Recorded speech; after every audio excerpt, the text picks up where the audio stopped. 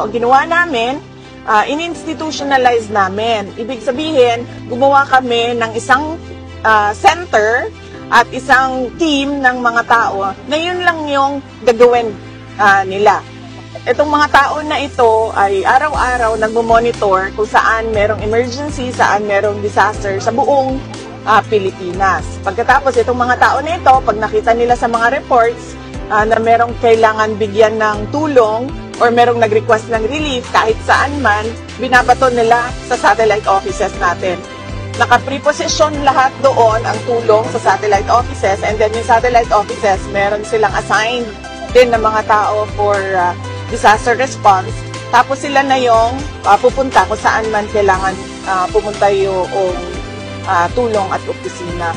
So meron silang standard operating procedures na ginawa namin para susundan nila yon.